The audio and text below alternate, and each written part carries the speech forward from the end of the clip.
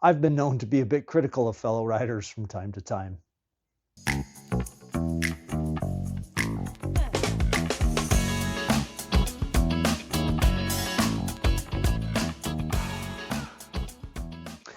Welcome to Go Far with Brent.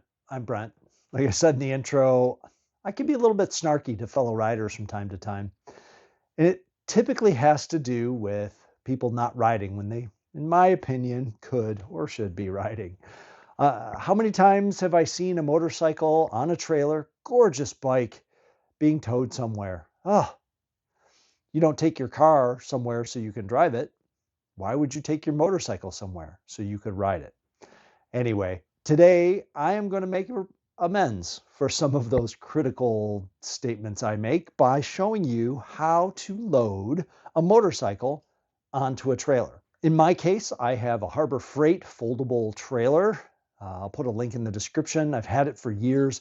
I keep it in the back of my garage. I use it for, I don't know, hauling stuff, moving motorcycles, Home Depot runs, whatever needs to be done. And then when I don't use it, it's folded up in the back of my garage. Well, today I'm going to get it out. And one of the nice features of that trailer is it has a bit of a tilt bed.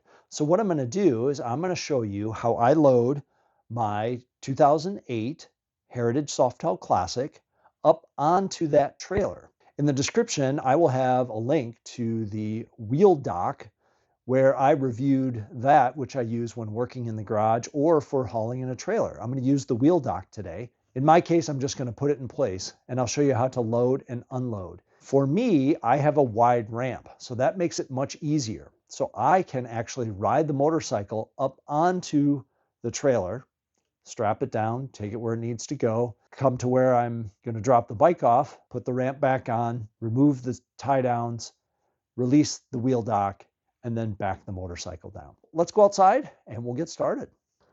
Before we get started on loading a trailer, I want to point out the type of trailer I have.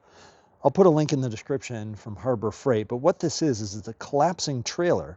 And one of the key features that makes it easy to load is that it does tilt. So there is, here on the front of the trailer, a pin that goes in for holding the tongue in place. So there's a pivot right there. So the tongue is a separate piece from the rest of the trailer deck. And what that allows for is when there's a load on the trailer, it will tilt. And this helps reduce the angle of the ramp to the trailer. The ramp that I am using is the wide ramp from Harbor Freight that has a 1,200 pound load rating. So when you're ready to load, the first thing you do is you lay the ramp in place. And a very important step is to secure the ramp so it doesn't pull off. What can happen is as you put a motorcycle on this and things shift, these tabs can release. So if you notice, there's a chain. And on this case, I've ran the chain up and I've hooked it here to a bolt where it'll stay in place. Depending on your trailer configuration, that will be different, but always, always use that chain. Today I'm using my WheelDock front wheel holder. So this is for wider touring bikes. Also, when trailering, be sure to use your trailer chains and to properly hook up and test your lights. All right, let's go ahead and set up for loading. We're going to go ahead and load the Heritage Softail up onto my Harbor Freight trailer. One thing you'll notice with this trailer is it has somewhat of a tilt bed. I've released the front portion of it so that way the angle between the ramp and the trailer reduces once there's load on it. So it'll tilt to where this is almost level. I've put a set of jack stands underneath so that it will stop it and keep it from flipping completely up. When you load your motorcycle, ramp selection is very important. In this case, I'm using a ramp that has a carrying capacity of 1,200 pounds, evenly distributed. The Heritage Softail is 800 pounds, give or take, 750. So it's below the weight rating, but it won't be evenly distributed. So I'm right on the hairy edge of what this ramp can do. I chose a wider ramp for a reason. In this case, loading it's pretty easy if I had a narrow ramp. But if when I unload it, and I'll show you how to do that, I have to be very careful to keep the bike straight. With a wider ramp, it gives me a little bit more leeway in coming back off the trailer, not quite so straight. All right, now there's two different ways you can load. One is to ride it up and one is to walk next to it up. If I had a narrow ramp, I would walk next to it. That's kind of like the way most people with dirt bikes do it. They just walk next to it and step up in. In this case, since I have a much wider ramp, I'm going to go ahead and ride it up in place because that way I can still have room to put my feet down if I need to.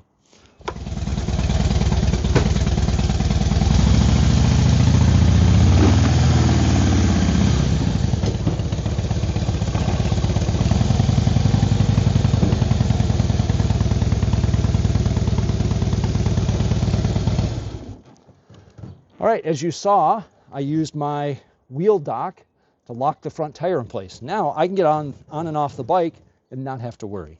All right, here we are up at the front of the bike. One thing I want to point out is when strapping down a motorcycle, it's best to strap down to where it stays nice and solid. A lot of people will say, all you need to do is compress the forks and then you're good to go. For the most part, you are.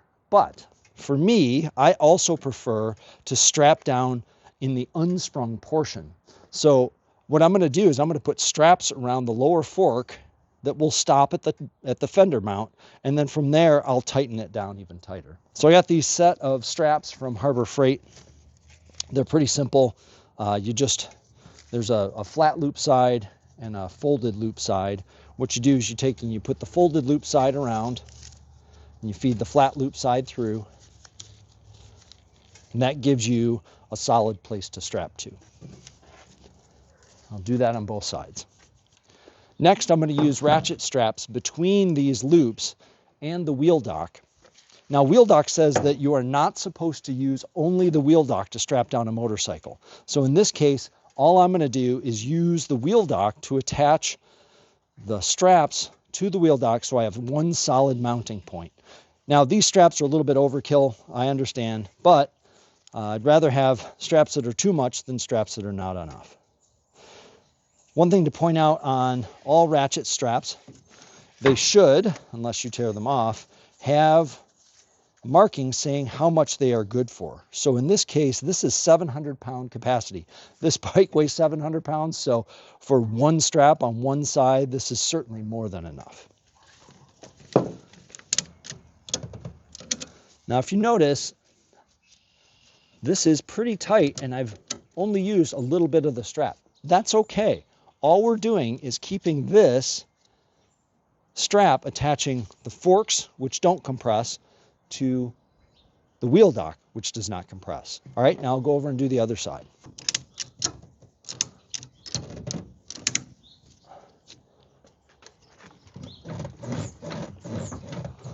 All right, so now the bike is really well attached to the WheelDocks. The next step is, as people suggest, to use the compressive force of the forks to help hold it in place even better. So I bought these set of straps that have a loop that you can then hook into the hook. So what I'm going to do is I'm going to put this down at the bottom, and then the other end has the same configuration up at the top. Now we're going to start with the handlebars. One thing to be careful on Harley-Davidson bikes is that they have a rubber grommet, so it's best not to over tighten this for fear of damaging the grommet.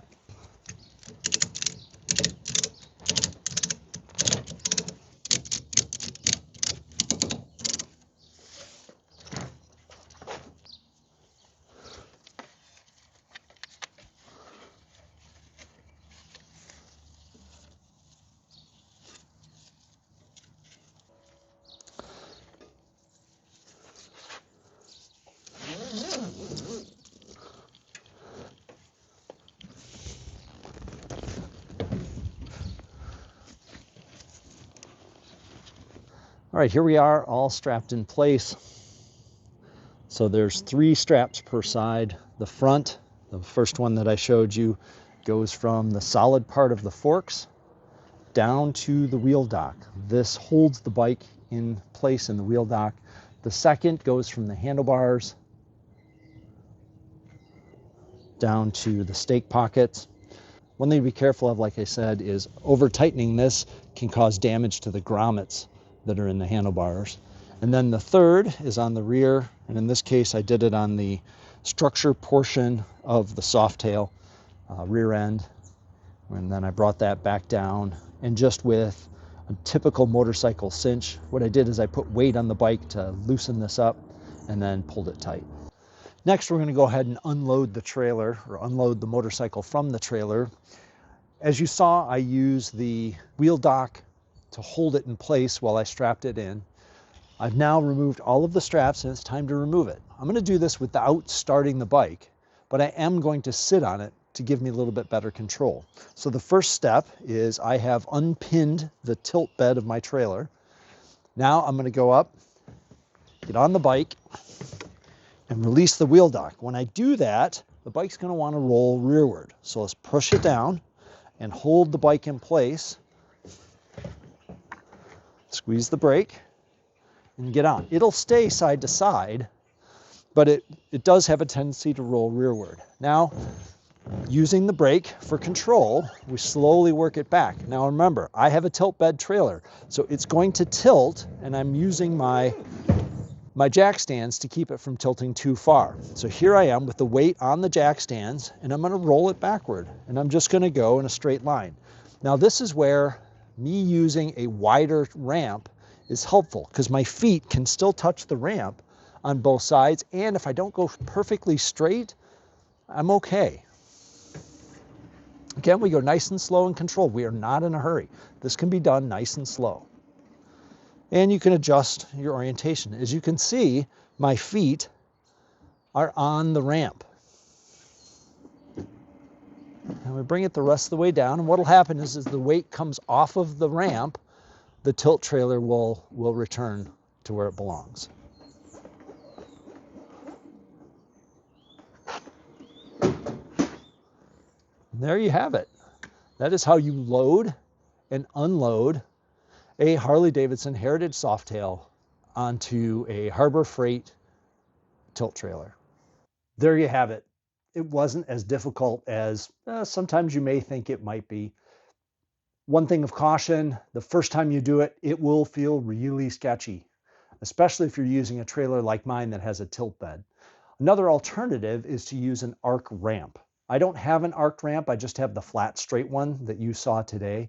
So if you needed to load this into a taller truck or onto a taller trailer, get an arced ramp.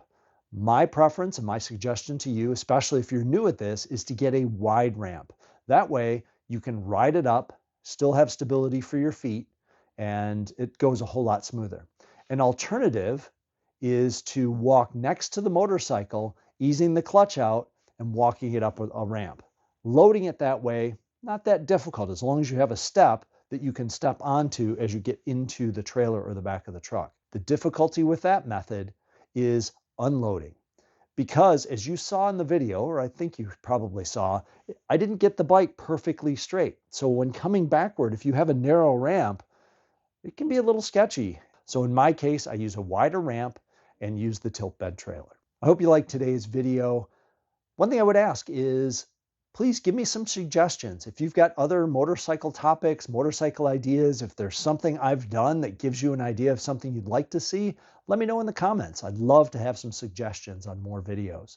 I hope you liked today's video. Please give me a thumbs up if you did.